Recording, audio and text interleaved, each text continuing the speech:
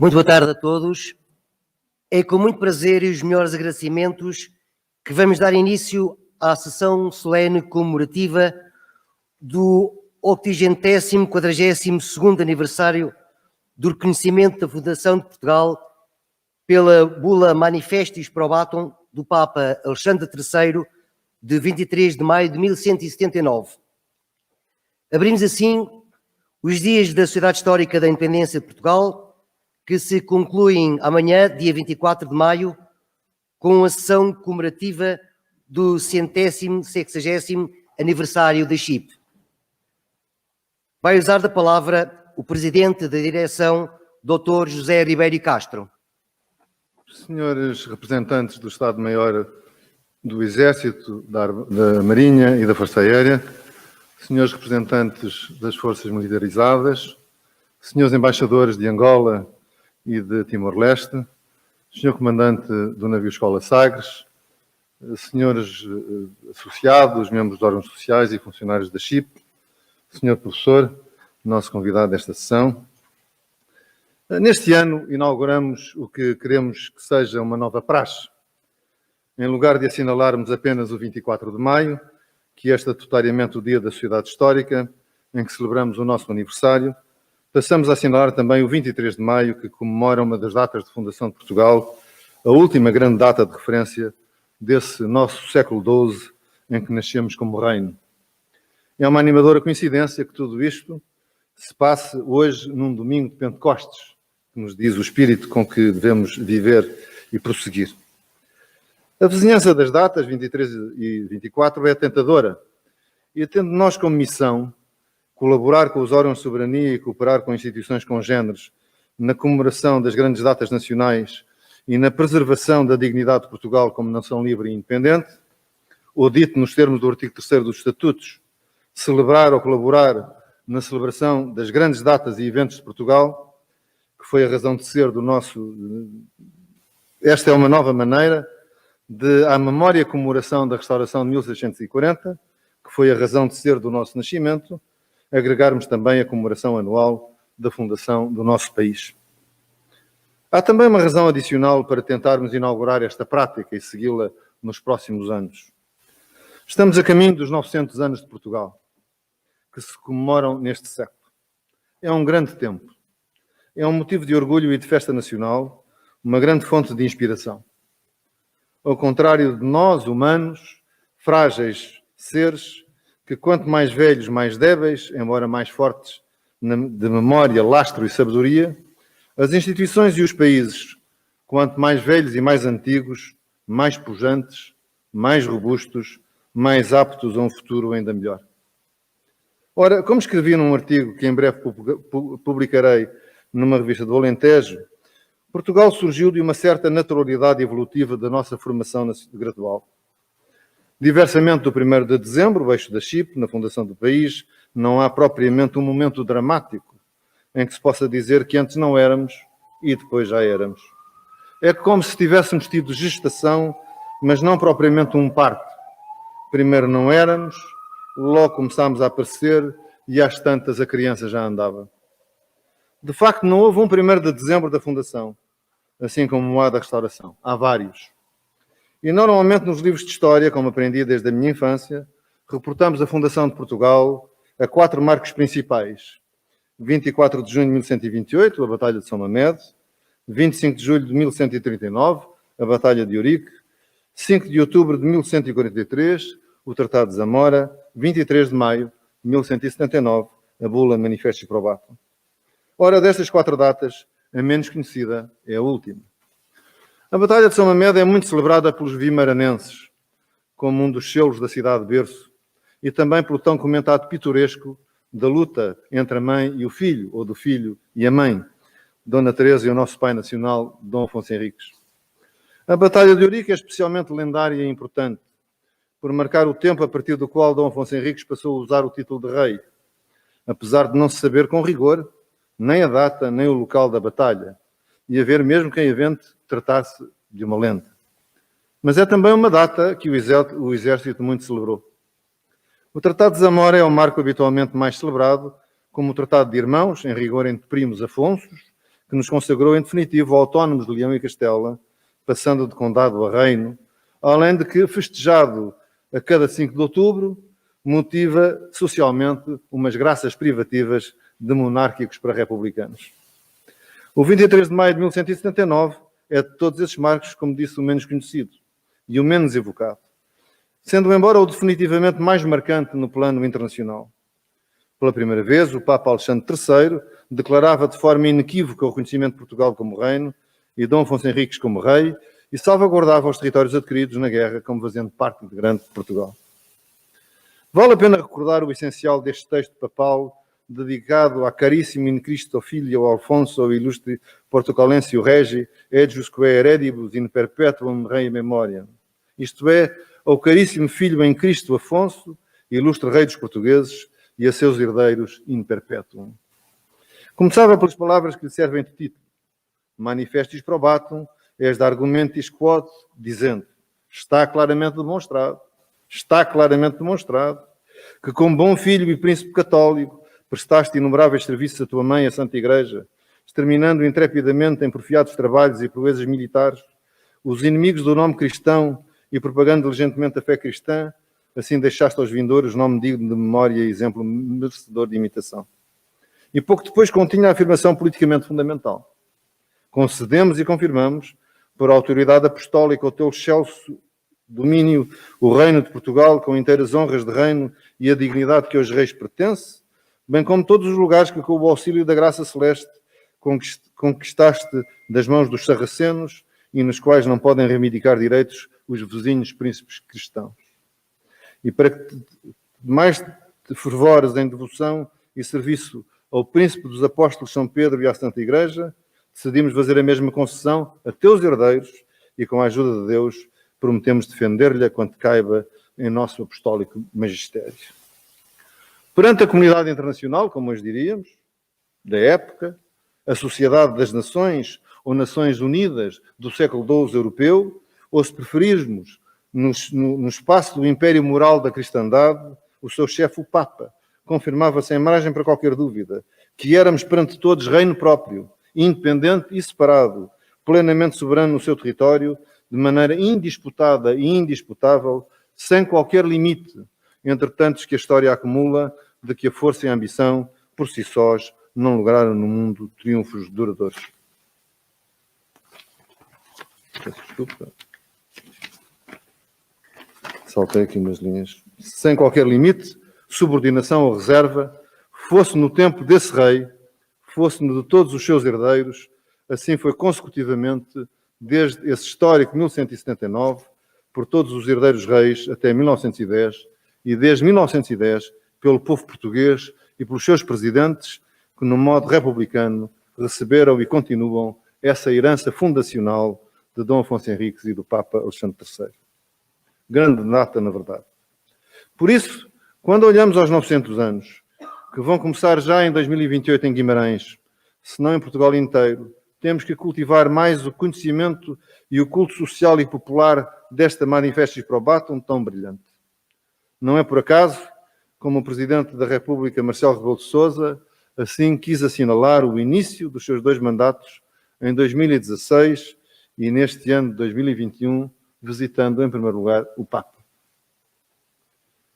Além do amor a Portugal e da gratidão por se ter feito e existir para nos fazer e abrigar como portugueses, o que queremos é contribuir para que quando chegarmos a 2079, ao último dos 900 anos, já não serei eu certamente, mas os meus herdeiros, no dizer do Papa Dom Alexandre III, não haja ninguém em Portugal que não saiba o que estamos a lembrar e a celebrar e porquê. A Manifestis Probatum é a nossa certidão de nascimento, a nossa certidão de nascimento de narrativa completa, ou como dizem os brasileiros, que também herdam deste dia a certidão de inteiro teor. Queremos que as pessoas gostem cada vez mais de Portugal, conhecendo os seus factos fundamentais e crescendo nos seus valores informadores e estruturantes que ressaltam da história, aqueles que pelo bem que eram e mostraram ser, guardarmos e vamos apurando na nossa vida coletiva e sedimentando no relacionamento com todos os outros. A Sociedade Histórica da Independência de Portugal é uma das instituições nacionais mais vocacionadas para o fazer e conseguir. Desde logo pela nossa antiguidade, festejando amanhã 160 anos sobre a data em que pela primeira vez se mostrou aos portugueses, vou citar, a comissão eleita pelos cidadãos lisbonenses que se reuniram no histórico Palácio dos Condes de Almada para prescrever o modo porque na capital se há de dar maior solenidade ao aniversário da Revolução de 1640, que restituiu a Portugal os foros de nação independente. Fim de citação. Era assim que abria o Manifesto de 1861, publicado em 25 de agosto seguinte e assinado ao modo dos conjurados por 40 figuras da vida lisboeta, de que destaco apenas alguns. Alexandre Herculano, Anselmo José Brancamp, o Conde de Almada, o Conde Redondo, José Estevão Coelho de Magalhães, de seu nome completo, e Pedro Venceslau de Brito Baranha. Este manifesto situou, assim, a necessidade do nosso nascimento. O povo português, seguro da sua existência nacional e cônscio dos imprescritíveis direitos em que ela assenta, sem ter esquecido as heroicas ações com que seus antepassados conquistaram e mantiveram a independência da pátria, havia quase apagado, pelo seu caráter humano e pacífico, os grandes costumes, a recordação pública de cruentas pelejas que foram mais um desengano entre tantos que a história acumula, de que a força e a ambição por si sós não logravam no mundo triunfos duradouros. Era necessário responder a este adormecimento, a esta moleza, que poderia ser interpretado como desfalecimento. E o manifesto explica porquê. O que fora o ódio implacável e depois repugnância tenaz, começou a converter-se entre as classes mais cultas numa simpatia própria de bons vizinhos e digna de povos civilizados e cristãos. Infelizmente, houve quem tomasse esta transformação, que não é mais que indício de progresso e de brandura dos costumes, como sintoma de indiferença pela própria nacionalidade. Parte da imprensa periódica de Madrid supôs que havia em Portugal quem estivesse enfadado de ser português e insinuou que se nos uníssemos à Espanha poderíamos realizar altas fantasias de poder e agradecimento de que uma nação não precisa para ser feliz, nem aproveitar mais a civilização comum para a qual todos os Estados, pequenos e grandes, podem concorrer. Porque deixámos passar sem contestação esses devaneios, pouco faltou para que tudo quanto constitui o nervo de uma nação, que os representantes de todas as atividades desta terra, os representantes da imprensa, da tribuna, da propriedade, do capital, do comércio, da milícia, do sacerdócio e da magistratura, fossem declarados ibéricos. Pintavam um verdadeiro 1580. Fim de citação. Soprava na sociedade portuguesa um vento de iberismo, ensaiando o papel das sereias tentadoras nos Lusíadas ou na poesia da Antiguidade. Os nossos antepassados da Comissão Central do 1º de Dezembro juntaram-se e organizaram-se para enfrentar esse desafio e afastar qualquer perigo. Na verdade, como costumo dizer, ibérico nem o porco, que é, bem o sabemos, o nosso porco preto alentejano, o porco de montado, criado debaixo do sobreiro, nossa árvore nacional, e com as nossas bolotas, que a avaliar pelo bem que nos sabe, mais tarde, a carne, o presunto e os enchidos, devem ser bem boas as bolotas. A cura do presunto é espanhola, e é bem boa. Quem não aprecia um pata negra. Mas o porco é nosso. A cura não é ibérica, é espanhola. E o porco também não é ibérico, é português. O manifesto foi, por isso, claríssimo e perentório. Precisávamos, portanto, de expor claramente a opinião unânime do povo português e assegurar aos homens e aos governos que se interessam no melhor regimento da família que possuímos, não aceitando agregações incongruentes com o caráter e as tradições nacionais, e que nos empenhamos quanto cabe em nossas faculdades e não lhe permitem os obstáculos da governação, que todos os povos têm encontrado nos aperfeiçoamentos sociais, por sermos dignos de fazer parceria com as nações civilizadas, tanto pelos nossos feitos passados, como pela nossa vida contemporânea. Mas também esclareceu o manifesto que nada temos e nada nos anima contra os espanhóis. Portugal, avivando e celebrando com mais solenidade o aniversário da conquista da sua independência em 1640, nem pretende ferir o pundonor da briosa nação espanhola, nossa amiga e aliada, nem ressuscitar os ódios que outrora inimizaram os dois povos convizinhos. Não quer reptá-la, não leva a mão à espada, unicamente aponta para o seu direito e diz à Europa que está decidido a defendê-lo. Nenhum outro motivo inspirou os portugueses a ideia de manifestar o seu patriotismo, determinando sem insinuação, nem concerto prévio, na capital, nas províncias, em cidades e aldeias, repor na memória nacional, com a devida solenidade, o aniversário da restauração da nossa independência em 1640. É isso que ainda hoje fazemos. Foi para isto que nascemos. E 160 anos depois, após muitos e variados serviços prestados a Portugal e à sociedade portuguesa, aqui continuamos, no mesmo palácio onde começamos, com a mesma determinação de servir a pátria e a sua ideia, servir os portugueses e o seu bem, olhando mais o futuro do que o passado, porque do passado, guardamos certamente a memória que nos explica e nos justifica, mas o que nos alimenta é o sonho, sobretudo o sonho, a ambição, o propósito de fazermos mais, de irmos mais além e de sermos sempre melhores. Que grandes sejam os nossos dias. E como abençoou o Papa Alexandre III há 8 séculos e meio atrás, também sejam grandes os dias dos nossos herdeiros in perpetuum. Viva Portugal, viva a sociedade histórica.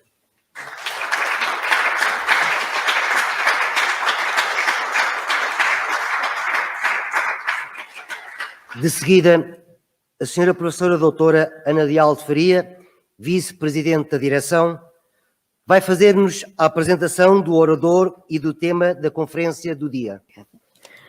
Boa tarde a todos, cumprimento todos os presentes, muitos nos honram por virem assistir a esta celebração que vai ser apresentada, a bula vai ser apresentada pelo meu querido colega e amigo, professor José Manuel Henriques Varandas, investigador do Centro de História, é também professor na Faculdade de Letras da Universidade de Lisboa, onde se doutorou com uma dissertação intitulada Bonus Rex ou Rex Utilis, as periferias e o centro, redes de poder no reinado de Dom Sancho II.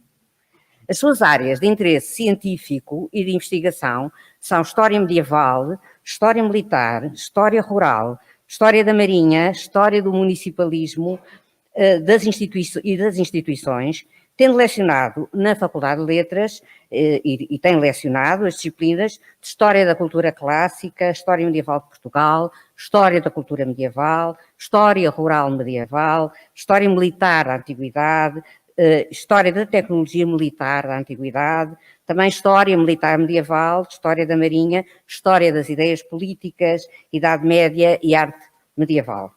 Como veem, é um vasto, mas ao mesmo tempo específico, leque de interesses que leva a que o professor José Manuel Varandas tenha sido eleito académico da Academia Portuguesa de História, membro efetivo da classe de História Marítima da Academia de Marinha e também sócio da Sociedade Portuguesa de Estudos Medievais e da Associação Ibérica de História Militares.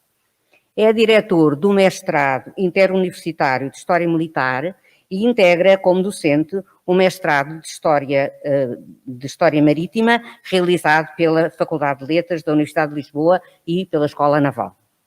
No Centro de História, coordena o Grupo de Investigação de História Militar e nos vários cursos de mestrado em História. É responsável pelos seminários de História do Municipalismo, das Sociedades Guerreiras da Reconquista, Armas e Sociedades, do Mundo Antigo para a Idade Média, também de História da Tecnologia Militar, História Militar, Teoria, Métodos e Fontes.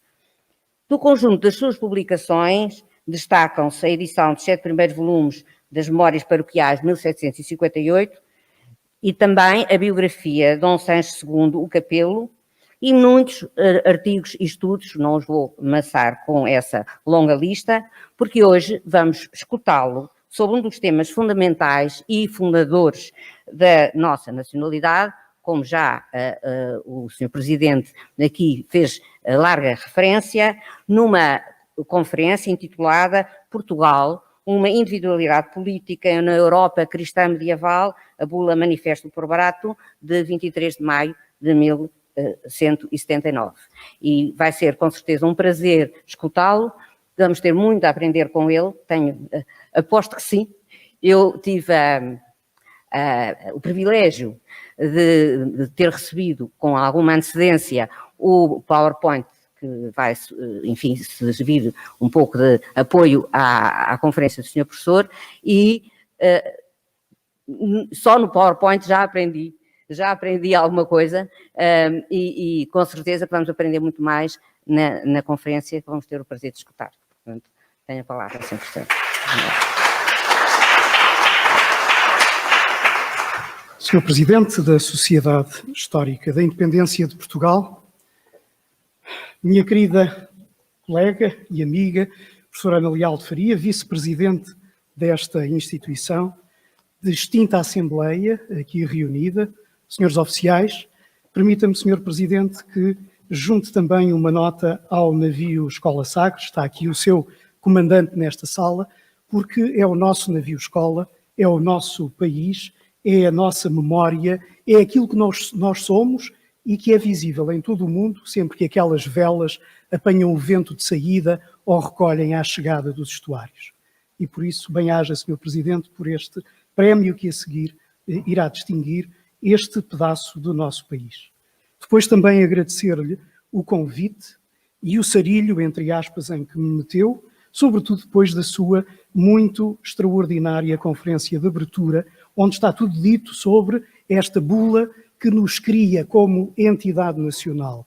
Para lá da guerra, para lá das armas, para lá do território, Portugal integra-se naquilo que é o espírito do que resta do mundo do Império Romano, enquanto estrutura específica e fundamental. E não tem 50 anos de existência, nem tão pouco 300, nem 500. É mais antigo do que isso. Somos praticamente uma nação quase milenar, mas estas águas de Lisboa, a costa atlântica, a entrada no Golfo das Éguas, o Estreito de Gibraltar, já eram marcas daqueles que serão portugueses há 2000 anos atrás. Temos uma longa memória. E há aquilo que é a Bula Manifestis Probatum, e que o Sr. Doutor tão bem colocou em cima da mesa como início de espírito de trabalho para esta tarde, eu gostava de nos juntar, acrescentando alguns pormenores sobre a nossa importância de sermos europeus, não hoje, mas quando iniciamos um caminho próprio. Por isso, com a sua autorização, começava. Portugal, uma individualidade política na Europa cristã medieval, a Bula Manifestis Probatum, de 23 de maio de 1179. Pelo terminar da década de 20 do século XII, os anos de 1128 e 1129 marcam decisivamente o início da tomada de poder pelo jovem Afonso Henriques no Condado Portucalense e o início de um percurso que levaria ao reconhecimento da independência de um vasto território que até aí integrava o Reino de Leão. A maioria dos historiadores portugueses e os programas de ensino da história de Portugal são unânimes em afirmar que em 1139, com a vitória na mítica Batalha de Ourique, o prestígio político do jovem príncipe aumentou consideravelmente e passou a intitular-se Rei de Portugal, título que foi reconhecido no Tratado de Zamora pelo seu primo Afonso VII, imperador de todas as Espanhas. O condado crescia em capacidade militar a olhos vistos, mas a ameaça leonesa e as suas eventuais represálias estavam sempre presentes e limitavam bastante a ambição secessionista da maioria da nobreza portucalense e dos moçárabes de Coimbra. E Afonso Henriques, tenente dos territórios da Astorga, era vassalo de Leão. Faltava, por isso, o reconhecimento do Papa, a autoridade internacional por excelência à época, sobre a legitimidade a todos os níveis da independência portuguesa. Em 1143, os esforços diplomáticos de elementos muito próximos do conde portucalense, mas com algum prestígio junto da Santa Sé, conseguem que em Roma seja aceito um juramento de vassalagem ao Papa e que é reservado no ano seguinte, no ano seguinte, como demonstra a carta Claves Regni Celorum, onde o novo vassalo se compromete a pagar um censo anual de 4 onças de ouro. Em contrapartida, o documento papal garantia a proteção pontifícia e que nenhum poder espiritual ou temporal interferisse no governo das terras portuguesas. O chefe da missão foi o arcebispo de Braga, Dom João Peculiar, mas este esforço diplomático obteve um sucesso parcial. A iniciativa contrariava a política de Roma. A Santa Sé entendia que se impunha, na Espanha, a união dos reinos e demais territórios cristãos sob a coordenação de um poder único, o do imperador Afonso VII, que melhor garantisse a vitória final sobre o Islão. Lúcio II, pela bula Devotionem Tuam, de 1 de maio de 1144, aceita a vassalagem, o censo anual e a doação do território, mas dá a Afonso Henriques simplesmente o título de Dux Portugalensis, ignorando as contrapartidas pedidas pelo líder português. Mas o esforço diplomático do condado vai continuar. Os vários papas que se sucedem são informados sobre os sucessos militares do comando português, que vai alargando as fronteiras por terras do Alentejo e das Beiras, valorizando cada vez mais o território que havia sido doado à Santa Sé. E em 1173, o cardeal legado Dom Jacinto já incluía Afonso entre os reis peninsulares. Finalmente, 8 anos depois, a 23 de maio de 1179, Alexandre III concede-lhe o título de rei de Portugal, não a título de graça, mas por ter ficado provado, manifestis probatum est, que os feitos militares do príncipe amplamente o mereciam. Sem dúvida, a suzerania papal era preponderante sobre todos os sistemas de poder existentes na Europa cristã, e a autoridade do Papa aumenta durante o pontificado de Alexandre III. Os esforços portugueses foram consideráveis e pacientes, e Dom Afonso Henriques, ao tornar-se dependente da Santa Sé e prestando vassalagem ao Papa, vem a obter o apoio indispensável para garantir uma independência já adquirida de facto, mas que custou a ser confirmada expressamente pela única autoridade que a podia conceder. O teor da bula recebida é bem claro sobre a concessão do privilégio solicitado. A independência e o título de rei que a sustém são concedidos pelos serviços prestados pelo príncipe português à Cristianitas, à Igreja, pela propagação da fé cristã e dos êxitos sucessivos na guerra travada contra os muçulmanos. Para sempre ficará preservada a memória de Afonso Henriques, um exemplo perfeito de um príncipe escolhido pela providência divina para governar e salvar o seu povo. Assim, o Papa, sublinhando as qualidades de prudência, justiça e idoneidade de governo, toma Dom Afonso Henriques sob, e passo a citar, sob a proteção de São Pedro e a nossa. Fim de citação.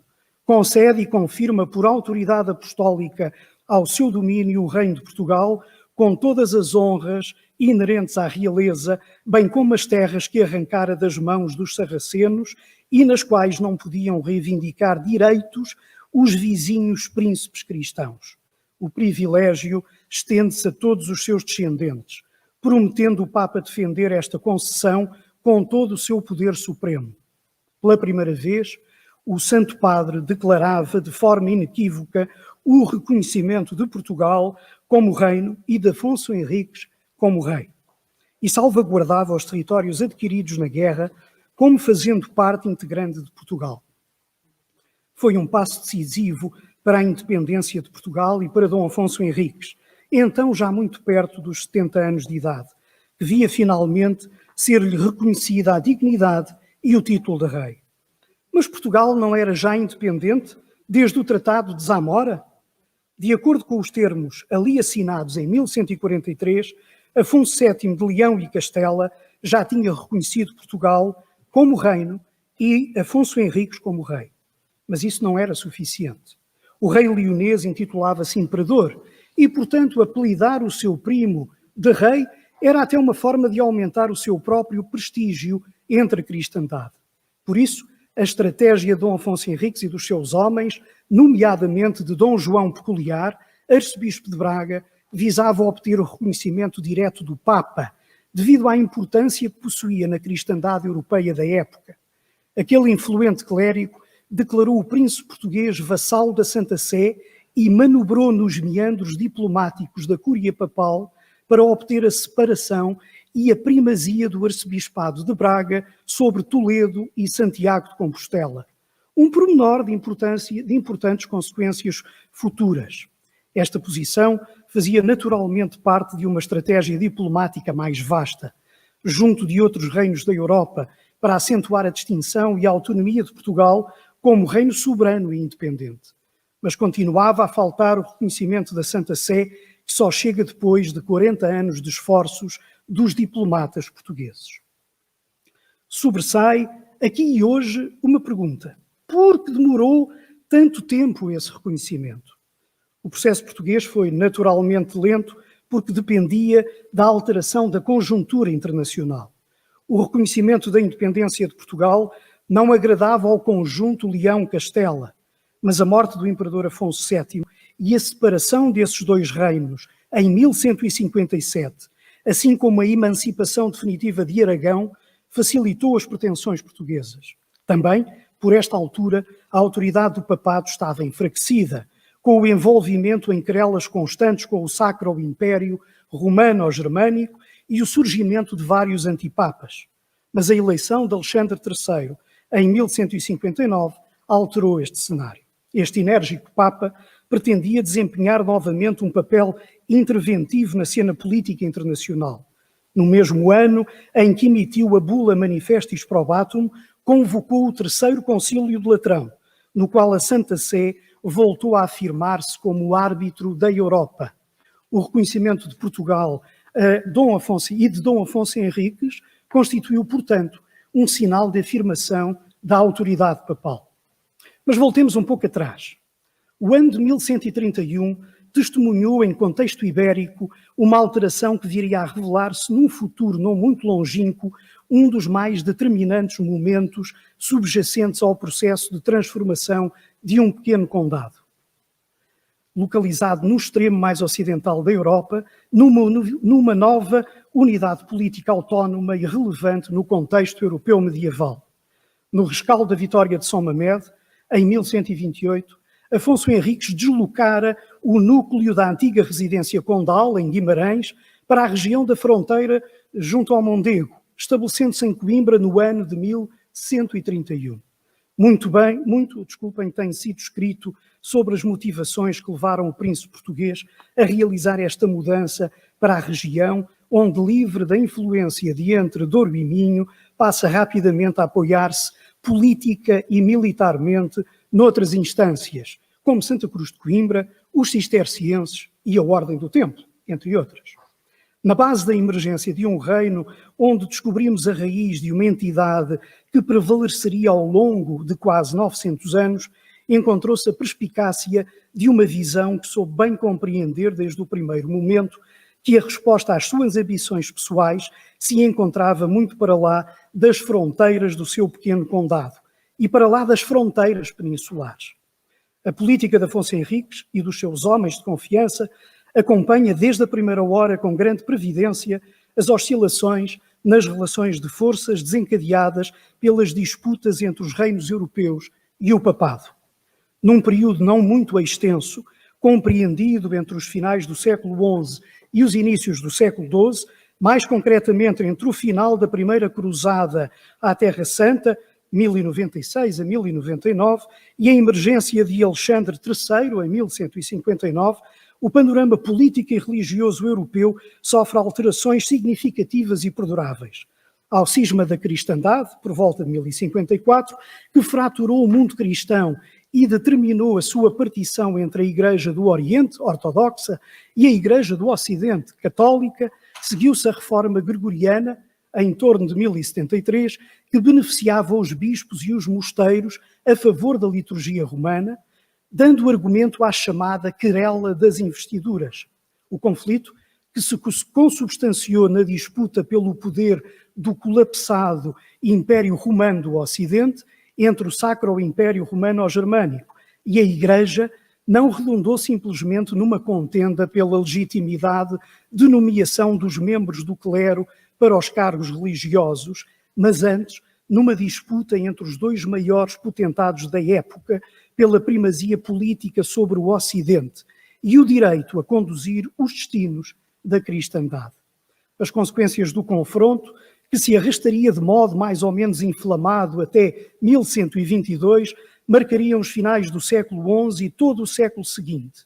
ao mesmo tempo que se desencadeavam as primeiras campanhas militares empreendidas sob o pretexto de granjear para a cristandade a libertação do túmulo de Cristo.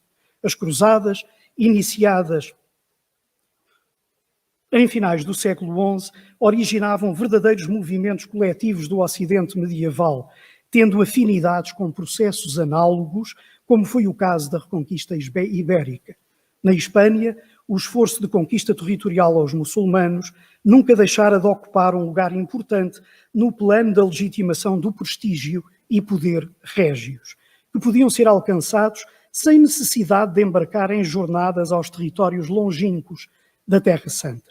Cisma do Ocidente, reforma gregoriana, querela das investiduras e cruzadas trataram-se, portanto, de elementos centrais no processo de emancipação do poder da Igreja em relação ao Império. No rescaldo da assinatura da Concordata de Worms, em setembro de 1122, o equilíbrio de poderes no Ocidente começou claramente a pender a favor da Igreja, caminhando-se no sentido da centralização do poder da cristandade ocidental numa única autoridade, soberana e livre do controle de outros potentados, e que encontrava no seu expoente, o seu expoente máximo na figura do Papa, descendente da linhagem de São Pedro e representante supremo de Deus na Terra. Este princípio de teorização da soberania, a chamada teocracia papal, que concebia a fusão do poder material e do poder espiritual a favor da dominância deste último, só se efetivaria formalmente com Inocêncio III, que governou como Papa entre 1198 e 1216, mas é fruto de um longo processo que encontra na primeira metade do século XII a sua base fundamental de consolidação.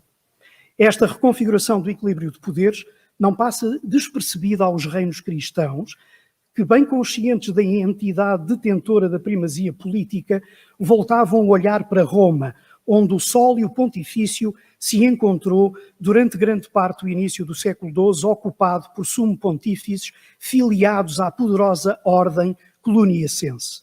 Mas no século XII, o declínio de Cluny e do seu modelo monástico entre as altas esferas começa a tornar-se tangível e abre caminho à alteração de poderes na Cúria Papal e no Ocidente cristão. Mediante o processo de multiplicação de novas correntes associadas a experiências de vida ermítica que tinham começado a proliferar a partir da segunda metade do século XI em França e Itália, a par da emergência da Ordem de Cister. Esta nova ordem converter-se-á numa importante via de difusão da reforma monástica em curso. É nesta Europa em transformação que as ordens religiosas militares, como a Ordem do Templo, conquistam o seu lugar como elemento-chave da atuação política do maior potentado do período. O Papa acompanhava atentamente, a partir de Roma, as dinâmicas internas das pequenas unidades políticas em desenvolvimento, de modo a controlar a emergência de possíveis ameaças ao seu poder. Encontramos desde sendo presentes em território português tanto a Ordem do Templo como a Ordem de Cister, ambas ocupando um lugar cimeiro na política desenvolvida por Afonso Henriques, que desde o início procurou associar a sua demanda pelo reconhecimento papal às correntes e tendências religiosas em ascensão. Os templários contaram desde cedo com o favor da liderança portucalense. Tal como Afonso I de Aragão, o príncipe português adotou uma política de doações às ordens religiosas militares. No ano de 1129, confirma a entrega da importante posição estratégica de Sor à Ordem do Templo, que nas décadas seguintes desempenharia um importante papel nas conquistas de Santarém e Lisboa. Não menos relevante neste contexto é o apoio que o Dux concede ao ideal da vida apostólica, fruto da reforma monástica de Cister, que procurava, entre outros elementos, o retorno à intervenção no século de que se tinha afastado o clero catedralício de Cluny. Os monges de Cister desempenhavam funções diplomáticas ao serviço quer do poder papal, quer dos monarcas da cristandade, sendo enviados como representantes, legados e intermediários entre as autoridades dos reinos e a Santa Sé. A importância de Santa Cruz de Coimbra, cuja história é quase tão antiga quanto a da própria nacionalidade, não se limitaria apenas ao facto de ter sido aí o local eleito por Afonso Henriques para começar a construção da sua corte régia. Para além de Santa Cruz, se ter afirmado enquanto principal centro do conhecimento no interior das fronteiras portuguesas no século XII, cabendo aos monges regrantes a produção de narrativas de grande importância no reconhecimento de iure do reino português perante o papado, é a este mosteiro que se associam alguns dos mais importantes conselheiros e agentes ao serviço do Dux português, como Telo, o seu fundador, Teotónio, o seu primeiro prior, e, acima de tudo, Dom João Peculiar, que desde cedo associara a sua causa à ambição pessoal do líder português. Se a responsabilidade temporal era de Afonso Henriques, a João Peculiar cabia a responsabilidade em todas as questões do foro religioso. Sagrado Bispo do Porto em 1137, Peculiar ver-se-ia elevado logo no ano seguinte à função arcebispal da Arquidiocese de Braga, posição a partir da qual, com base numa teorização e argumentação bem fundamentadas, conquistaria junto das mais influentes personalidades do século XII o apoio necessário ao projeto político autonomista, ao qual a providência divina reconhecia legitimidade. Era necessário deixar que essa vontade divina e que os próprios atributos militares de Afonso Henriques se expressassem, não só perante o papado, mas diante de toda a cristandade. Um feito de armas grandioso, consubstanciado na conquista estratégica de uma grande cidade como Lisboa, ao infiel, preencheria plenamente esses requisitos. Mas também o projeto implicaria um esforço coletivo coordenado e seria merecedor de um planeamento detalhado em todas as vertentes. Aproximava-se o momento de pôr a diplomacia ao serviço do poder e Dom Afonso Henriques, rodeado de homens de confiança, conhecedores dos meandros da política da época, encontrava já estabelecidas as bases fundamentais para começar a desenvolver esse seu empreendimento. Acima de tudo, era bem consciente das entidades que reuniam o poder para catapultar o seu pequeno território, isolado no extremo mais ocidental da cristandade, de um condado disputado a um reino reconhecido. Era necessário que os seus triunfos militares se equiparassem às conquistas diplomáticas de Dom João Peculiar, pois a guerra far-se-ia em duas frentes, no plano militar e, acima de tudo, no plano político e eclesiástico.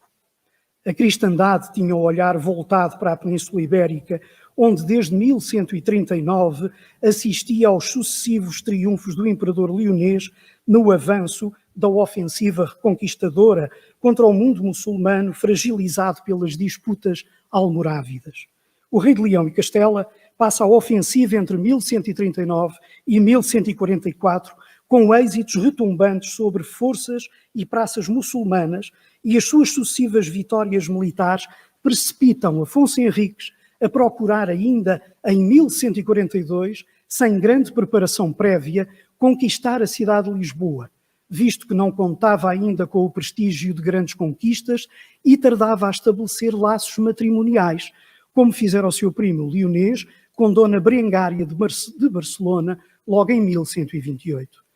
Essa constatação deve ter levado o comando português a orientar todos os seus esforços para o planeamento de um feito de armas com o aparato daquele que viria a verificar-se em 1147, mas desta feita com um conhecimento muito mais profundo da realidade que defrontavam e, acima de tudo, com apoios de peso que seriam conquistados, não pelas armas, mas pela via de uma movimentação bem ponderada no plano diplomático. Talvez, em 1142, encontremos não uma primeira tentativa da conquista da cidade, mas antes um empreendimento promovido pelo príncipe português com o objetivo de testar as defesas muçulmanas, estudar o terreno e atrair a atenção de intervenientes do exterior. Mesmo não se tendo conquistado a cidade, a riqueza de Lisboa atrairia muitos cruzados que voltariam mais tarde a participar no cerco de 1147. O verão do ano de 1143 ficaria também marcado pela chegada à Península Ibérica do cardeal Guido de Vico. A terceira visita do legado apostólico decorria num momento politicamente conturbado para a Santa Sé. O Concílio de Latrão, de 1139, que comemorar o fim do cisma estivera longe de pôr fim à instabilidade em Roma, onde às vésperas da sua morte Inocêncio II se via política e militarmente pressionado. Numa lógica oposta à que orientava o projeto político de Afonso Henriques, Rogério II da Sicília, aproveitando-se, por um lado, da proximidade geográfica a Roma, onde recentemente tinha sido criada uma comuna hostil ao pontífice, e, por outro, do desinteresse do novo imperador germânico, Conrado III, face a questões relacionadas com a proteção papal, envereda por uma lógica de conflitualidade com o poder estabelecido e ataca a cidade de Roma em 1139. Inocêncio II é capturado na Batalha de São Germano e forçado a reconhecer a Rogério o título régio. A instabilidade provocada pelo episódio abala fortemente a soberania do poder papal, que a Igreja procuraria nos anos seguintes reforçar perante as monarquias europeias. A vinda de Guido de Vico à Península Ibérica visava não só reunir apoios políticos e financeiros para Inocêncio II, mas também atender a problemáticas de natureza eclesiástica relacionadas com a luta pelo primado das Espanhas e com as questões resultantes do complexo processo de definição das fronteiras diocesanas. Situada no extremo ocidental da Europa, a Península Ibérica contava com uma particularidade vantajosa para o papado. Constituía um meio privilegiado de acesso aos metais preciosos provenientes de África e do Oriente através do mundo muçulmano.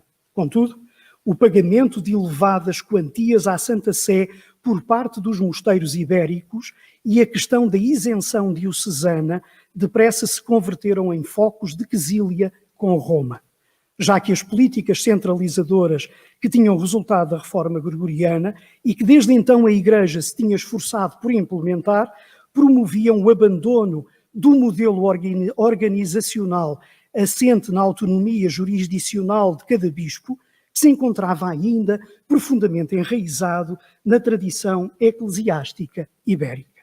A vinda de Guido de Vico tinha, portanto, propósitos que visavam a garantia da manutenção da influência política e religiosa do papado sobre a Península Ibérica. Mas Dom Afonso Henriques tinha planos para capitalizar a favor do seu objetivo autonomista a visita do legado pontífice, que se dirige primeiro a Portugal. O ano de 1143 é frequentemente apontado como um marco que assinala o nascimento da nacionalidade, não é? Contudo, o reconhecimento da realeza de Dom Afonso Henriques por parte do imperador leonês, pacificamente acordada em outubro desse ano em Zamora, sob mediação de Guido de Vico, que determina o momento decisivo no processo de construção de uma independência política, mas antes a cisão com o estado de dependência jurídica em que o Reino de Portugal se mantinha perante Leão e Castela. No dia 13 de dezembro de 1143, Afonso Henriques, que antes do encontro com Afonso VII em Zamora, prestara homenagem à Santa Sé em Coimbra, na presença do cardeal Guido de Vico, enviava à Cúria Régia Dom João Peculiar com a sua carta de vassalagem, a Claves Regni Celorum, e o rei português prometia assim ao papado o pagamento de um censo anual e sublinhava não reconhecer autoridade a mais nenhum poder secular ou eclesiástico. Afonso enveredava pela mesma estratégia anteriormente adotada por Sancho Ramírez de Aragão, em 1068, Bernardo II de Besalú, em 1077, e Berenguer Ramon II, em 1090, que tinham recorrido ao estabelecimento de ligações de vassalagem ao Papa como meio de autonomização dos seus recém-formados reinos. A resposta à Clavis Regni Celorum chegaria apenas em maio de 1144, através da bula Devotionem Tuam, mediante a qual Eugênio III oficializava a vassalagem do rei português à Santa Sé. A confirmação da carta de juramento pelo Papa consumava um triunfo importante para Dom Afonso Henriques, que assim furtava à autoridade jurídica do imperador leonês não só os territórios já por si dominados, mas também os que viria nos anos seguintes a conquistar. No entanto, o mesmo Papa que o tinha reconhecido enquanto Miles Santi Petri, referia-se-lhe apenas como Filio Illustri Portugalensium Duci, e não como Rex. Os canonistas da Cúria Papal tinham progressivamente adotado os rigorismos de São Rufo de Avinhão, o que se consubstanciara num aumento da importância atribuída às definições precisas dos títulos nobiliárquicos e num endurecimento dos parâmetros mediante os quais esse título era atribuído. Para além disto, por 1143, o maior triunfo militar de Afonso Henriques até então, a vitória em Ourique, em 1139, não tinha resultado numa conquista territorial para a cristandade. O rei português teria de esperar até 1179 para lhe ser visto reconhecido oficialmente o título régio pela bula Manifestis Probatum, mas esse título de pouco lhe serviria se em 1143 não tivesse dado um passo crucial ao subtrair a sua unidade política ao domínio feudal do imperador leonês, fazendo-se vassalo do maior potentado do período. A Santa Sé, por sua vez, intervinha ativamente a favor da reconfiguração política que se operava na Península Ibérica, onde, por meados do século XII, se consumaria o estilhaçamento de mais um império em unidades políticas: Leão e Castela, Aragão-Catalunha, Navarra, Sultanato de Granada e Portugal. A notícia da queda de Edessa às mãos do governador de Mossul no dia 24 de dezembro de 1144, ao fim de 3 meses de cerco, chegaria à Europa trazida por mercadores italianos e por peregrinos que no verão de 1145 regressavam da Terra Santa. Se inicialmente a perda do Principado não tem grande eco no Ocidente cristão, em outubro de 1145, quando o relato dos massacres de inúmeros cristãos chega ao conhecimento do pontífice em todo o seu detalhe, por intermédio de uma delegação de bispos arménios, o Papa Eugênio III toma uma posição. À data da chegada destas notícias, encontravam-se presentes na Cúria Pontifícia alguns emissários régios de Afonso VII de Leão, que se tinham deslocado a Roma para apresentar queixa contra a recusa de Dom João Peculiar em reconhecer o primado de Toledo. Os legados régios teriam igualmente alertado o pontífice para a crítica situação em que se encontravam os reinos cristãos em território ibérico perante o avanço da ofensiva dos almohadas. E tinham saído de Roma na posse de uma bula papal que prometia a indulgência a todos os que tomassem parte na guerra contra os muçulmanos na Península Ibérica. E assim, a partir de 1145, o imperador leonês inicia a sua cruzada no Vale do Ebro, pondo cerca Córdoba em maio de 1146 e conquistando Calatrava em janeiro de 47. Pouco depois da partida dos emissários de Afonso VII, Eugênio III publica no dia 1 de dezembro a encíclica Quantum Predecessores, dirigida ao rei de França, que anuncia publicamente a sua intenção de participar na cruzada à Terra Santa numa Assembleia de Barões em Bruges no dia de Natal de 1145. Decisão que não é recebida com agrado por parte do seu conselheiro mais próximo, o abade de Saint-Denis, Suger. Mas a adesão à ideia de participação numa nova cruzada revelou-se decepcionante, o que obrigou a que em março de 1146 o Papa publicasse nova Quantum Predecessores e apelasse à sua divulgação por parte de uma figura de incontestável autoridade na cristandade ocidental, Bernardo de Claraval. É ainda no ano de 1145 que se sabe em Santa Cruz de Coimbra da queda do Principado de Edessa às mãos dos muçulmanos e do início da pregação de uma segunda cruzada por Eugênio III. O arcebispo de Braga, Dom João Peculiar, tendo abandonado a corte pontifícia em Roma, onde se dirigira inicialmente entre 43 e 44, para solicitar a Lúcio II a resposta ao pedido de vassalagem de Afonso Henriques, demorara-se antes do seu regresso a Portugal numa importante visita à corte de Amadeu III de Saboia. Aí apresentara a proposta de Afonso Henriques de casamento com a princesa Mafalda. É já em maio de 1146 que voltamos a ter notícias do arcebispo de Braga, em Portugal. Momento de que data também a primeira notícia de Dona Mafalda de Saboia no nosso reino. Dom João Peculiar teria integrado o séquito que acompanhou a princesa de Saboia até Portugal, onde irá casar com Dom Afonso Henriques em abril desse ano, em Coimbra. O ponderado enlace com Dona Mafalda não poderia ter decorrido em melhor momento para o rei português. O consórcio consumava-se num cenário em que os preparativos para a Segunda Cruzada ocupavam as atenções imediatas das poderosas monarquias cristãs, as mesmas com as quais Afonso Henriques forjava agora estreitas relações fora do círculo das casas reinantes em Espanha. A decisão revelar-se-ia a curto prazo prolífica para o líder português em múltiplas vertentes. Mafalda era filha de um vassalo do imperador germânico e prima do rei de França, Luís VII. O reino de Portugal vinculava-se deste modo aos poderes mais próximos do centro da cristandade, à terra onde vivera o mítico imperador Carlos Magno. O matrimónio do rei português, para além de ter sido encarado pelas cortes europeias como uma conquista prestigiante para o jovem rei de Portugal, possibilitou a Afonso Henriques uma associação ao movimento cruzadístico promovido por Bernardo de Claraval, já que Amadeu III, tal como o monarca francês, revela-se um entusiasta participante da cruzada.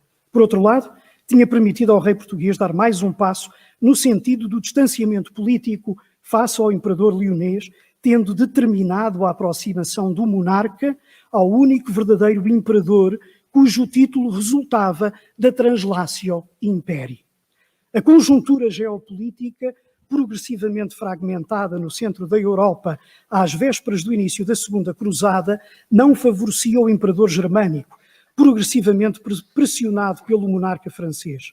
Conrado III tinha interesses evidentes em que o rei português conquistasse a sua autonomia em relação a Afonso VII, já que essa autonomia consumaria de forma irreversível a fragmentação da Península Ibérica em 5 pequenas unidades políticas e determinaria o desaparecimento do potentado do Império Hispânico, um aliado potencial de Luís VII, a que o rei de França efetivamente viria a recorrer mais tarde, procurando associar-se ao monarca leonês por via do matrimónio com a sua filha, Dona Constança de Castela.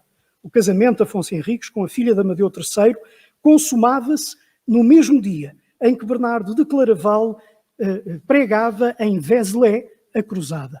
A ligação portuguesa àquele abade, oriundo de uma família nobre da Borgonha, remontava a 1138, ano em que terão ocupado o mosteiro de São João de Tarouca monges vindos da abadia francesa, provavelmente por influência de Dom João Peculiar. Não teria passado despercebido ao arcebispo de Braga nas numerosas ocasiões em que ao longo da década de 1130 frequenta a Cúria Pontifícia, pela mesma altura que Bernardo, o ascendente do abade de Claraval entre as altas esferas do poder. Peculiar terá favorecido perante ele a imagem do cristianíssimo príncipe português, que desde cedo acolhera em Portugal a observância cisterciense e promovera a criação de ermitérios, ao mesmo tempo que se empenhava na luta contra o infiel. O resultado das visitas de Peculiar à Cúria Romana refletir-se-á na multiplicação do número de casas cistercienses em território português a partir de 1140 e nas doações régias às ordens militares. As notícias da retumbante pregação de Bernardo perante o monarca francês e a sua corte na abadia coloniacense de Vézelay espalham-se com a eficácia pretendida pela Europa, chegando rapidamente ao longínquo reino de Portugal, onde são acolhidas com o maior agrado pelo arcebispo de Braga. Pouco tempo depois, partia do território português um mensageiro, possivelmente o próprio irmão do rei, que tinha intenções de partir com os cruzados para combater na Terra Santa, ou um templário, eleito por Afonso Henriques, com uma carta enviada pelo rei português a Bernardo. O abade de Claraval estava nos territórios do norte, onde se demorara entre julho de 46 e janeiro de 1147 em missão pelas terras do Reno e dos Países Baixos.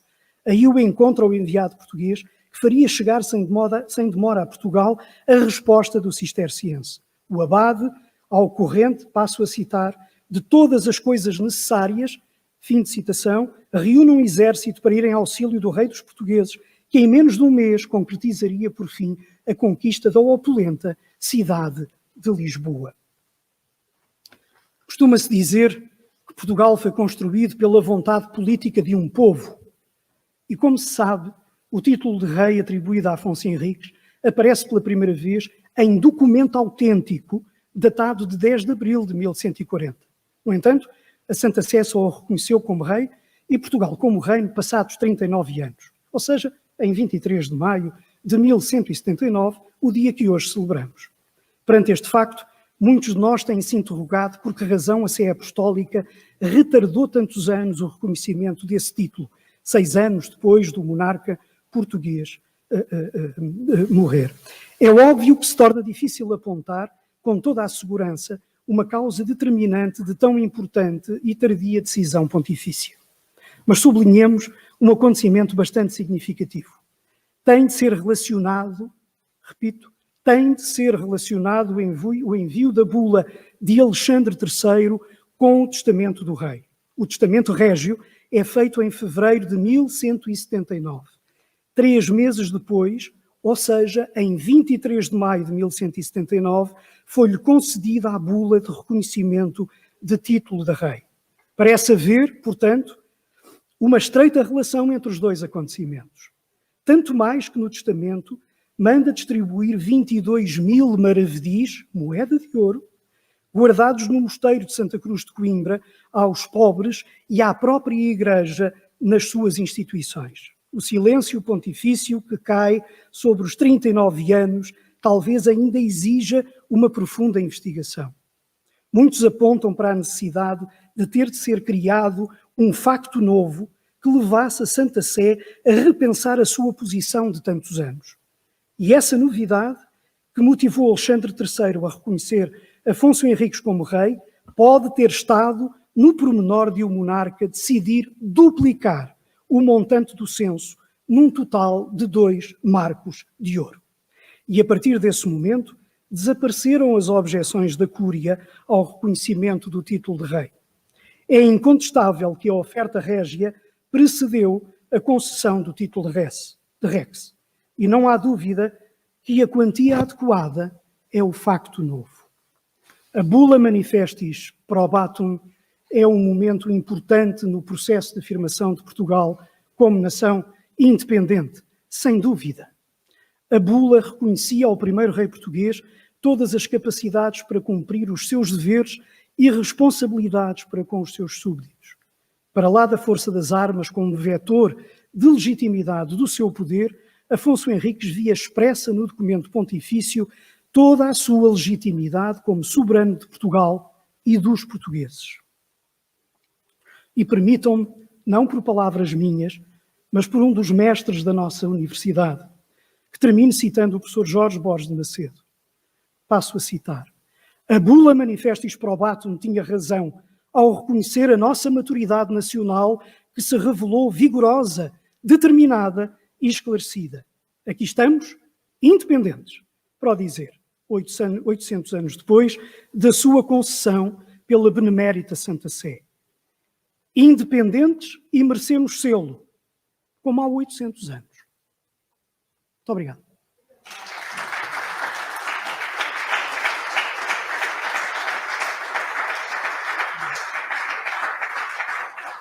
De seguida, vai ser anunciado o prémio Abuin Sandelemos Identidade Portuguesa 2019.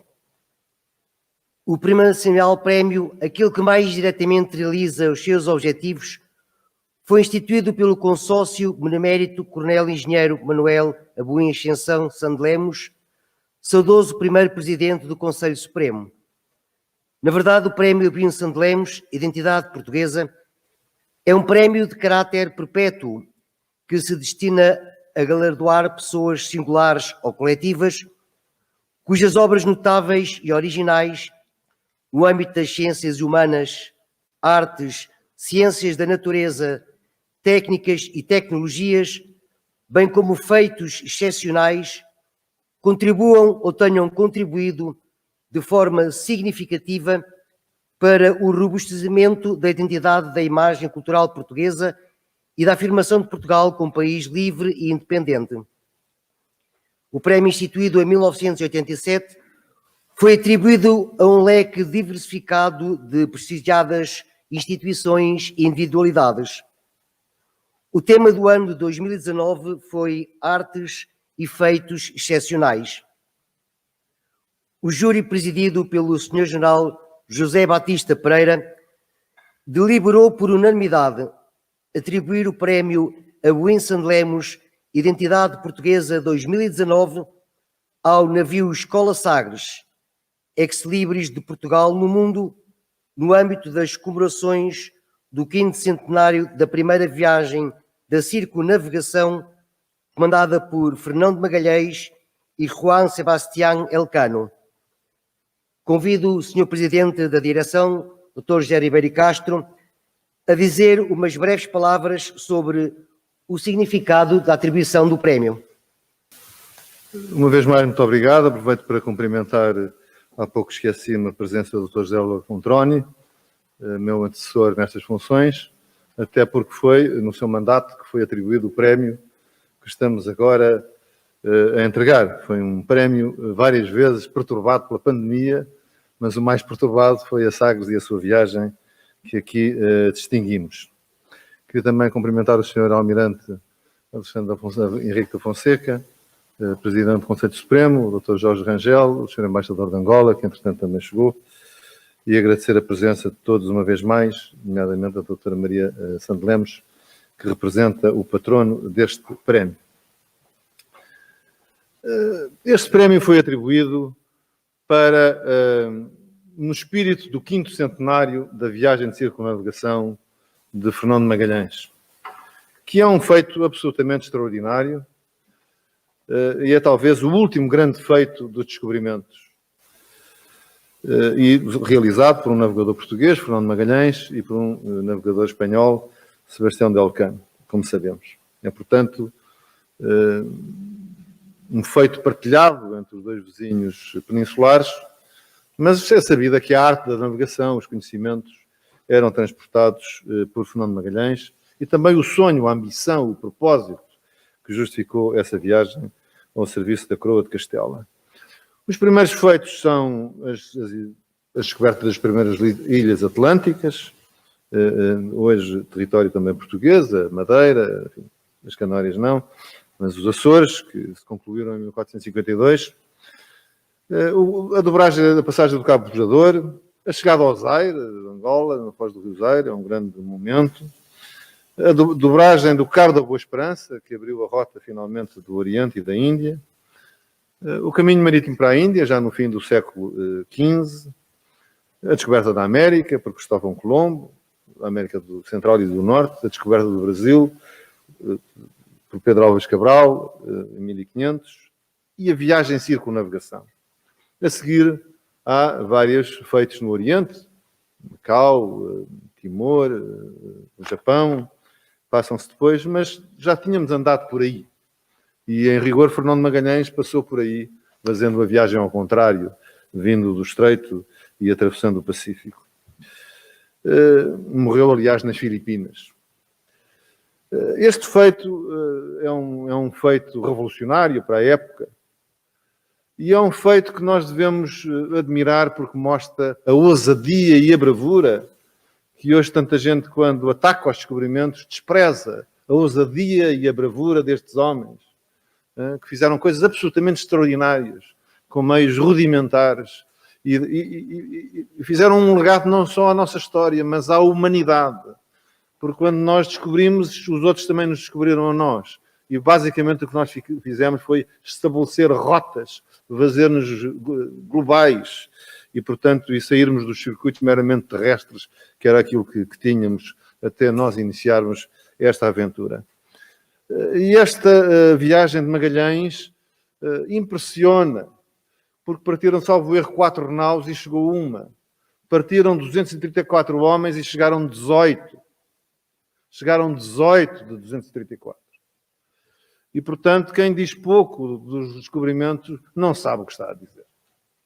E nós temos que ter por estas pessoas, e nomeadamente a Fernando Magalhães, que foi um dos que não chegou ao fim, uma gratidão e uma admiração extraordinária. Também é a viagem que derrota todas as periferias, que é um espantalho que ainda nos atormenta. Porque se a Terra é redonda, não há periferias. Quem está mais perto de uns está mais longe de outros.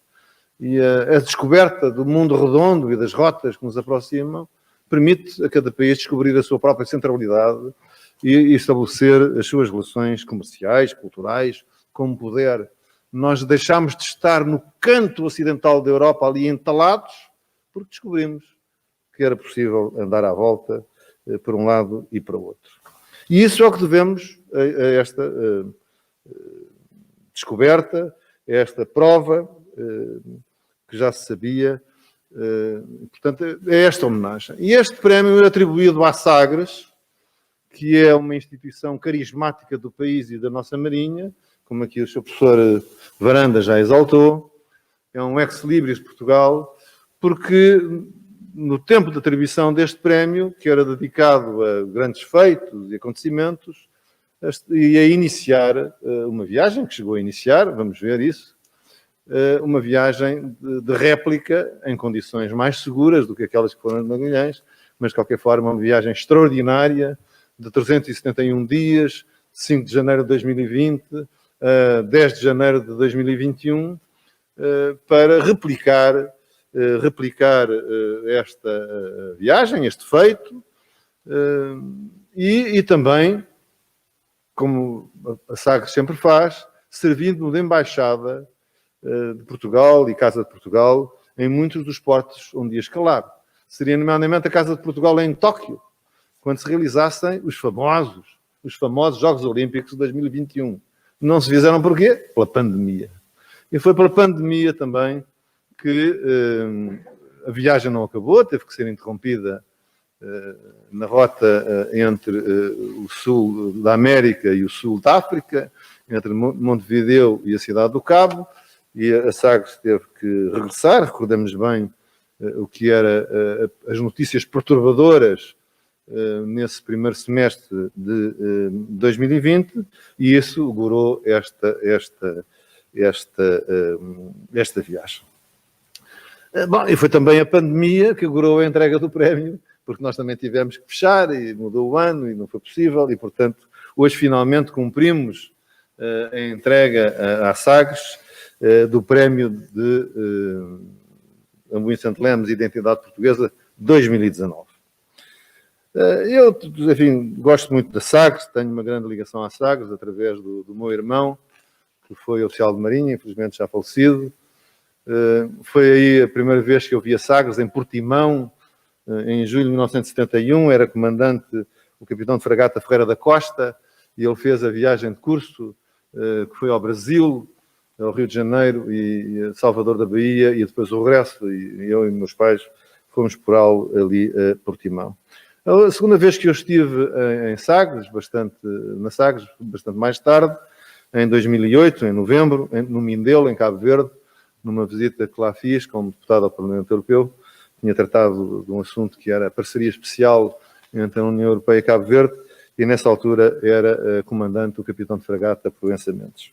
E é sempre uma visita muito agradável, muito tocante, e esperamos fazer uma terceira, agora aí um cais, em junho, para ver como está a Sagres. É sempre uma grande referência e um grande cartão de visita de Portugal e da Marinha.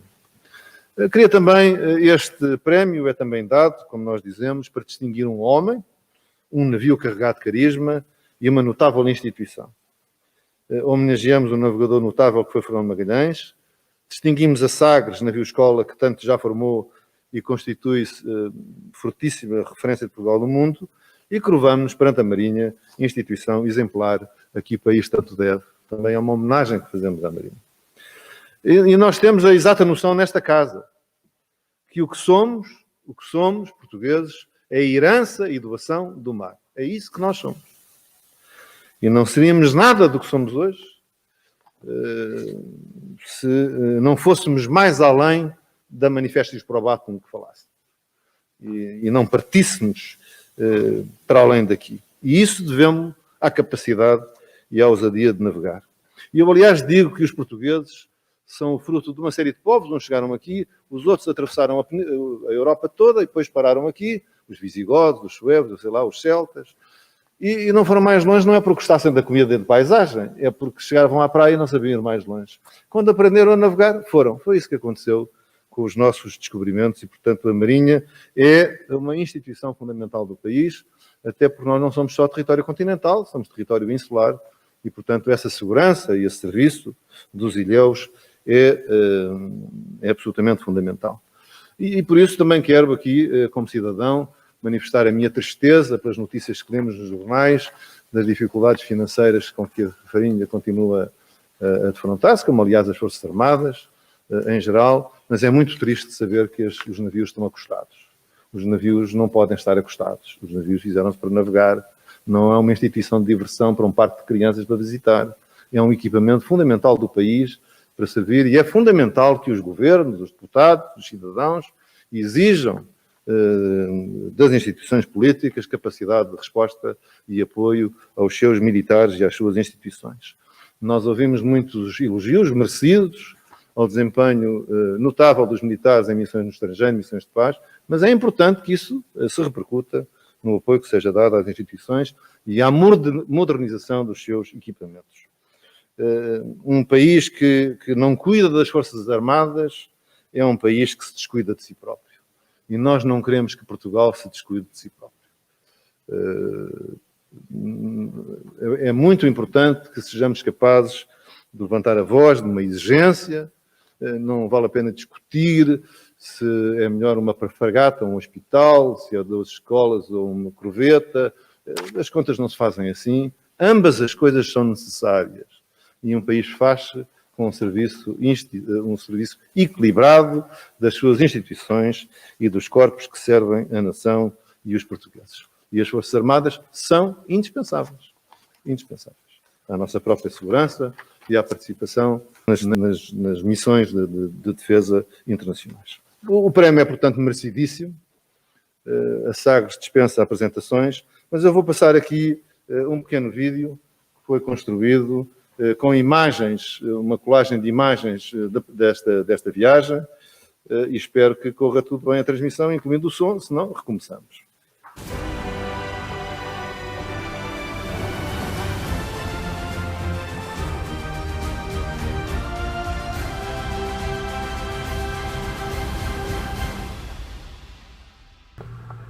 Dentro de algumas horas, o navio Escola Sagres vai voltar a içar velas ao vento. Às 11h30 deste domingo, a embarcação portuguesa começa a volta ao mundo que em 371 dias vai reproduzir a circunnavegação de Fernão de Magalhães. 22 portos, 19 países e 12 cidades para celebrar o 5º centenário da viagem do navegador lusitano, que, financiado pelo governo espanhol, deu a volta ao mundo por mar. Passados 5 séculos, perigos semelhantes aproximam as missões. A pior tirada há de ser a tirada e é mais longa, curiosamente, a tirada que nos vai levar até ao Estreito de Magalhães, que é numa zona muito recôndita, onde normalmente as condições meteorológicas são más, uma zona fria, no hemisfério sul. Para já, até breve, o regresso está marcado para Lisboa, daqui a pouco mais de um ano. 5 de janeiro, o navio Escola Sagres parte para a viagem de 2020 à volta do mundo. No Porto de Lisboa, cerimónias solenes marcam o início da circunnavegação que comemora a primeira de há 500 anos. Com a sua frota, Fernão de Magalhães partiu de Sanlúcar de Barrameda, próximo de Cádiz, navegando para o Ocidente com destino às Molucas. Queria fazer prova da soberania espanhola sobre o grande mercado das especiarias e voltar para trás. Mas foi preciso mudar radicalmente o plano. Magalhães foi morto e o que restava da frota seguiu pelo Índico numa fuga para a frente.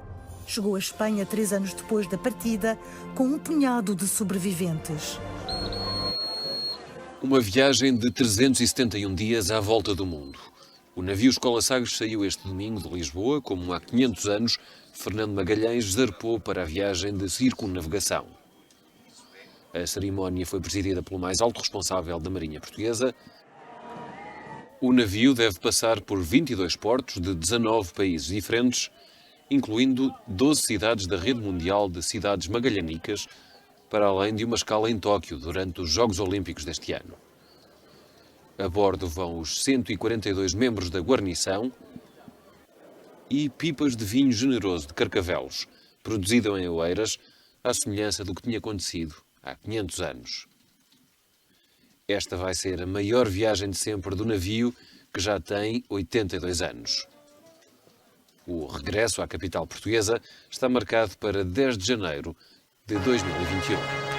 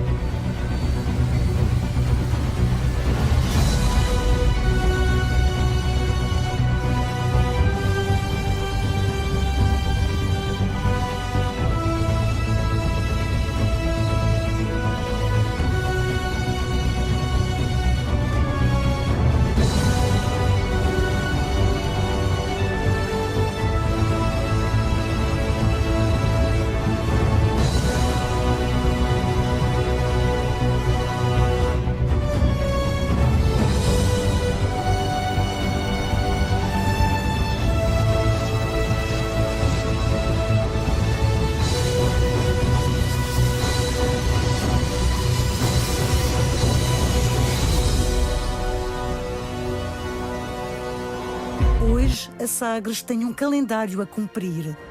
Parte à hora marcada e julga conhecer a data de regresso.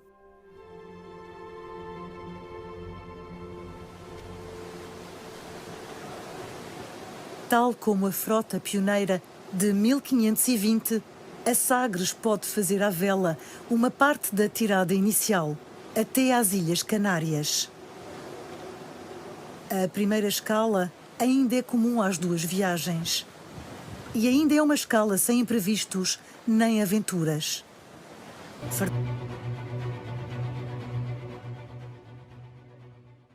Muito obrigado pela paciência para verem este filme que foi improvisado, que é uma colagem de imagens da Euronews, da RTP e de outros vídeos disponíveis na internet, de vários filmadores amadores, imagino, e que foi a nossa homenagem à Sagres e esta viagem frustrante. É sempre uma grande beleza ver estas imagens que dispensa quaisquer palavras. Muito obrigado, Sr. Comandante, muito obrigado, Sr. Almirante, muitos parabéns por ter esse navio à frente.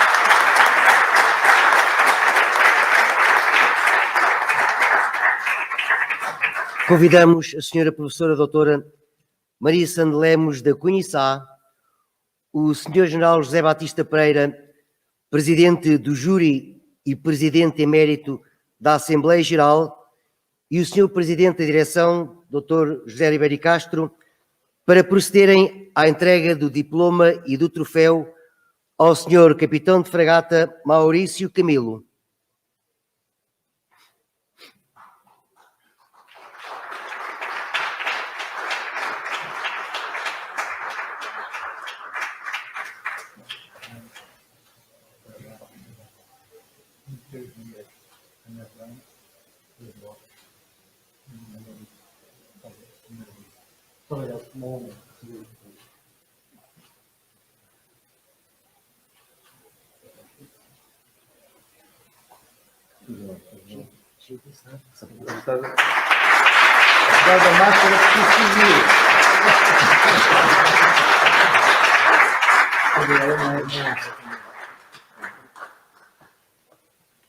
Agora gostaria de convidar o senhor capitão de fragata Maurício Camilo que nos dirigisse umas breves palavras, se achar oportuno. Muito obrigado. É uma honra imensa estar aqui. Obrigado. É uma honra imensa estar aqui a receber este prémio. É um prémio que eu diria que faz todo o sentido que a Sagres receba, porque a Sagres é sem dúvida um símbolo inquestionável de Portugal e obviamente da independência deste país já com tantos séculos. Quem visita a Sagres, não só em Portugal, mas especialmente no estrangeiro, tem, digamos, ou consegue perceber a razão pelo qual o país tem 800 anos de vida, quando tem contacto com aquilo que são todos os símbolos que transporta, quando tem contacto com o que é Portugal, a bandeira, o hino, e em especial quando tem a possibilidade de contactar com a guarnição do navio e todas as guarnições que desde 1962 viajam pelo mundo todo neste navio. São 66 países, 266 portos fora de Portugal que o navio visitou nestes anos todos, e em todos eles encontramos um português, encontramos alguém que simboliza o nosso país e a sua independência. Muito obrigado.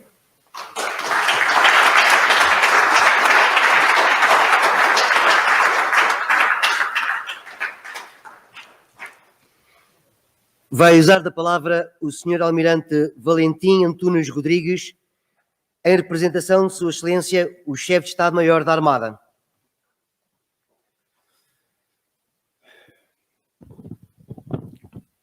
Ora, muito boa tarde a todos. Isto é sempre difícil falar depois do Dr. Ribeiro Castro, com a sua eloquência, não é? Mas começava por cumprimentar o Sr. Dr. José Ribeiro Castro, a Sra. Doutora Ana Leal de Faria. Queria cumprimentar também todos os membros da direção da CHIP e o Sr. Conferencista José Varandas. Queria cumprimentar o Sr. General Batista Pereira e a Sra. Doutora Abelino Sá pela escolha que fizeram do prémio. Queria cumprimentar os senhores generais representantes dos ramos das Forças Armadas e o Sr. Coronel e o Sr. General em representação da GNR, o Sr. Almirante Henrique da Fonseca e toda esta fantástica e ilustre plateia que hoje temos aqui presente.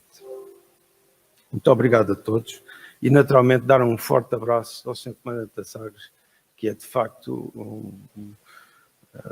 o homenageado aqui e a Marinha está aqui hoje homenageada naturalmente. São motivos verdadeiramente imperiosos que não trazem a presença do Sr. Almirante hoje aqui. Realmente adoraria estar aqui, mas foi de facto um motivo muito imperioso que o impediu de hoje aqui estar, e é com muita honra que eu represento o Sr. Almirante, chefe de Estado-Maior da Armada, dizendo naturalmente que aquilo que o faz aqui não estar se resolva com brevidade. E, portanto, o Sr. Almirante endereça os mais salutares cumprimentos a todos na sociedade, agradecendo com grande sensibilidade toda esta generosidade que a Sociedade Histórica e Independência de Portugal pôs ao atribuir este prémio à nossa Sagres. A celebração do mar é sempre um momento de grande exaltação para todos. Todos nós verificamos que o futuro não reside na Terra. A Terra está completamente exaurida e gasta. E, portanto, o futuro está no mar. Há muita gente que já consegue compreender isto, mas também há muitas pessoas que não conseguem compreender. E o mar não é naturalmente o nosso ambiente mais natural. É um ambiente difícil, onde existem tempestades, onde existem muitas dificuldades. E, portanto, nós não nascemos no mar. Mas os portugueses sempre se fizeram amar desde sempre. Somos o povo mais antigo a trilhar o oceano e a expandir o nosso conhecimento e a receber o nosso conhecimento para fortalecermos também o nosso. Não é? É por isso que Portugal é grande pela capacidade que teve de absorver, de colher informação e de receber conhecimento. E foi esse conhecimento que sempre nos levou mais longe. Esse conhecimento que nos leva hoje à exploração da plataforma continental, que teremos que conhecer bem para podermos saber o que é que vamos fazer com ela, não é verdade? Mas o conhecimento é importante e é fundamental, mas acima de tudo é muito importante a vontade. Como dizia o Churchill, a vontade é uma pequena coisa que faz uma grande diferença. E, portanto, a Sagres é sempre um modo extraordinário de evidenciar a importância de Portugal, dos portugueses e do mar. E, portanto, é muito justo este prémio que hoje a Sagres recebe aqui e que a Marinha recebe e que agradecemos muito essa generosidade. Virgílio Carvalho, que foi um comandante da Marinha Portuguesa já falecido, dizia que Portugal era um país quase arquipelágico, porque em muitas circunstâncias o continente foi uma ilha. E aquilo que nos deu sempre a liberdade foi a nossa capacidade de podermos utilizar o mar a nosso belo prazer. Porque o mar dava-nos essa capacidade de comunicar e de nos proteger em terra.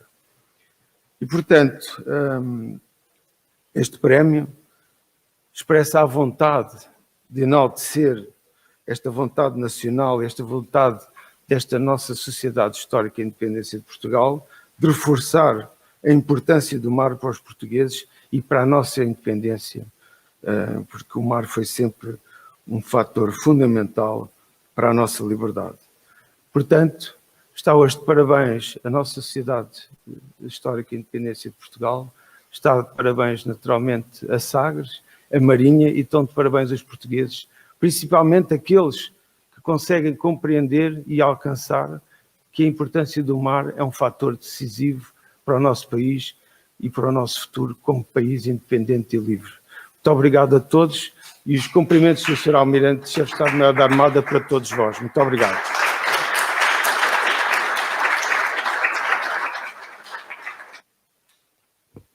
Ao encerrarmos esta sessão solene, convido todos os presentes, com maior sentimento e vibração, de pé, por favor, a entoarmos o hino nacional.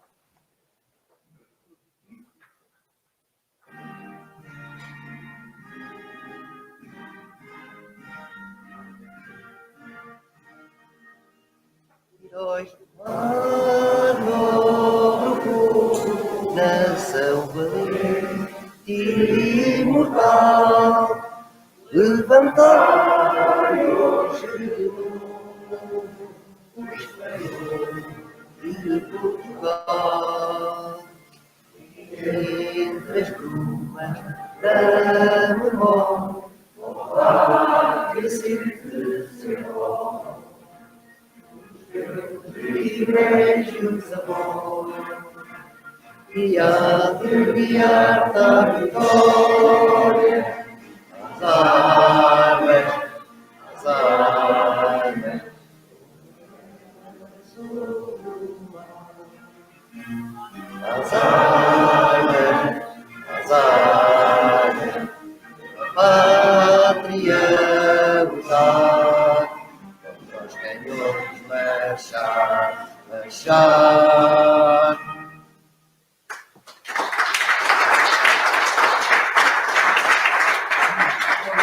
Em nome do Sr. Presidente da Direção, Dr. José Ribeiro Castro, declara-se encerrada a sessão.